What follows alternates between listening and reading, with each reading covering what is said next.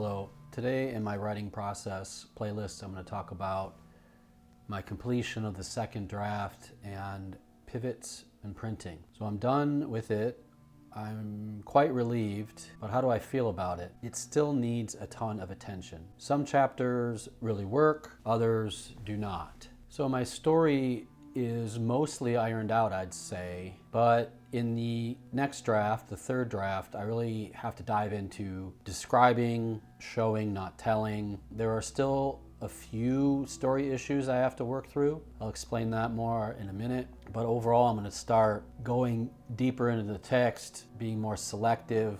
It's going to take more time. The first two drafts I think are more about just getting it out and getting it organized. Whereas this draft is going to be refining the content. There may be structural changes that happen in this draft as well, but aside from me completing the second draft, I have a few things I want to talk about today. And the first thing is magic moments. You could call them pivots in the process. These can sometimes come about from an odd synchronicity or some kind of happenstance, basically something you did not expect or intend. They can completely change the trajectory of your novel. But one thing I think a writer needs to accept is that you're not in complete control of the process. You're kind of channeling it, and these moments are never really generated by the writer. You could easily miss them if you're not paying attention and being open to the process. I think that's why perception and being present is so important when it comes to writing and most other things in life.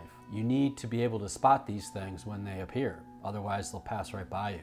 In my case, I was really struggling. I was missing something. The story was there, but it just wasn't really singing. It was going from point A to point B. There wasn't enough of the unexpected. Strangely, the solution to my problem came while I was prepping a different video. That's why it's important just to do many things in life, because you never know where inspiration is going to come from. I was working on a top 10 full-core TV series video, which will be out next week. Two of the series that I had to watch, I was trying to get through them, and one of them had become a bit of a slog. I eventually did not put it on the list. There was something in me telling me I needed to watch a little further because I nearly shut it off several times. But then there was this eureka moment, and I realized, I didn't need to watch this specifically for that video. The reason I was watching this was to provide a solution to my other problem with the writing.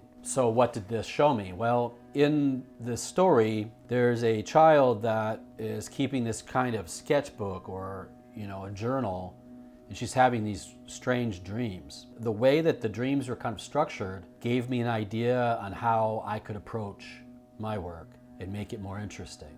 It made me take another look at my kind of structural device, which I ended up changing slightly. And the other series helped me with the mood of this piece. I was having issues trying to find the balance between it being folk horror and noir, because I think if you're going to distill the story into two main influences, I would say those are the influences. But the problem with that is the two genres are quite different. They have different rules, different environments. You could easily combine those two things and make a noir folk horror. That's not what I'm trying to do. I want to get influence from those two things, but to kind of make its own thing. The trick with that is trying to draw inspiration from both while creating a third kind of new form. And the tone of one of the series, I think, helped me do that because it also drew from several different inspirations, and I think it did it well. And my point with this is that you never know where the inspiration might come from. It could come from anywhere. It might come from something you're watching on TV,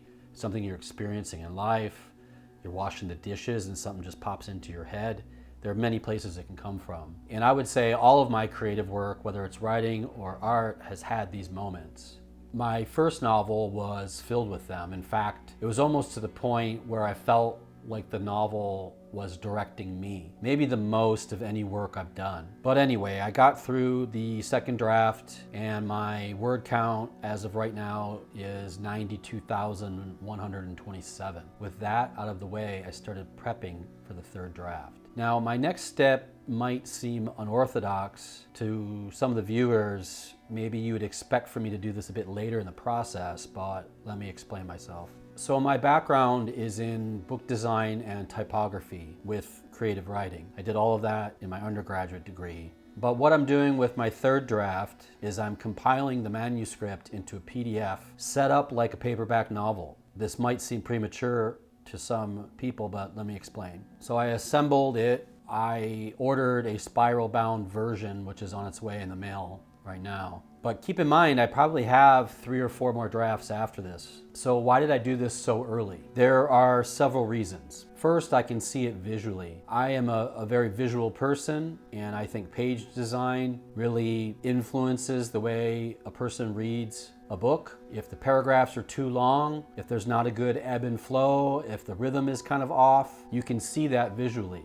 As a typographer, it's very obvious to me. It might not be as obvious to everyone else, but to me, when I'm reading a book, I notice all that stuff. Second, it generates excitement. It becomes an object. It's in my hands. It feels real. When the work is in the digital realm, you kind of lose it. Because you're scrolling through it, you're not really seeing it as an object. You're not really seeing it as progress. You kind of get lost in that, I think, inside the digital realm. Third, this adds a ritualistic layer to the writing. It becomes tactile. You can touch it. You can smell it. You can smell the paper. You start using highlighters on it and you start writing on the manuscript. It definitely becomes more of a thing. Number 4, you can flip through it easily. You can compare chapters. You can look at character consistency, plot points, items that have to appear or reappear. You can assess the structure, the flow, the pacing. These are easier to figure out when you're flipping through pages. It's a lot harder if you're kind of just jumping around in a digital text. Number 5, it's easy to get lost in that machine. It can distract you. It almost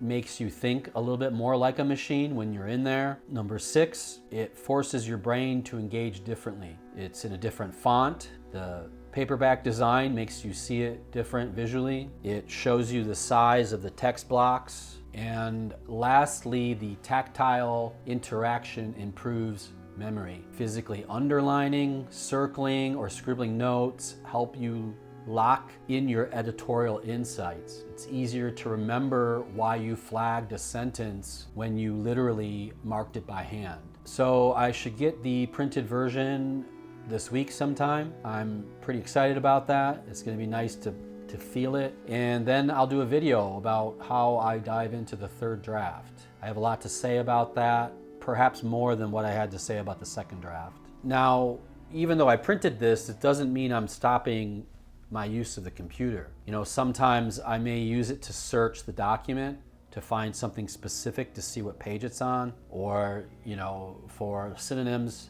and antonyms, I will discuss that more in the next video. But that's about all I got. Take care. Have a good day.